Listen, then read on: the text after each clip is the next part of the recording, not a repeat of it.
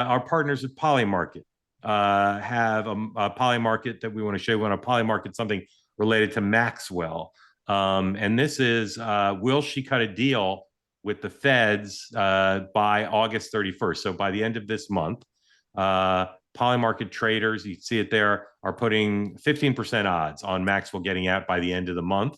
Right after she was moved, you can see the spike there. That's August 1. That's when she was moved to a minimum security prison. It spiked to 50-50, but now it has dropped back down to just 15%. You know,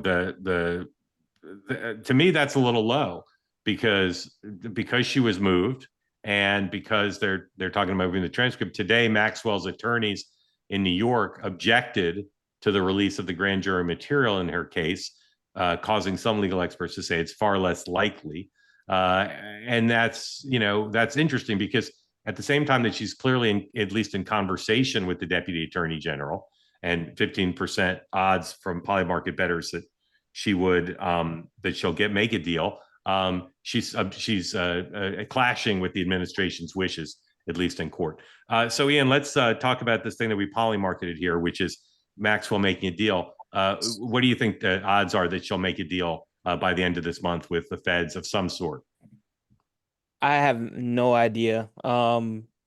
And I hope it doesn't happen. What she did, along with Jeffrey Epstein, is just kind of disgusting. So I don't want to really see a deal for any of these folks. So I hope it doesn't happen.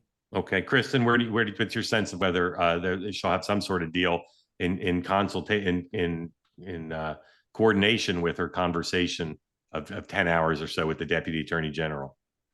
I'm probably in that 15%, and I'm definitely not, very well versed on this, so take it for what it's worth. But I think it's low, and I think it right now. Obviously, she has reason and motivation to want to make a deal and get out, but I don't see the upside from like the Republican standpoint. I think that if she were to make a deal and get out, there's the potential there that anything that she has said or any record they release will have a shadow of doubt. And so I don't see there's a whole lot of upside to give her a deal for anyone, Yeah. herself. And I think she's probably the last person that deserves that.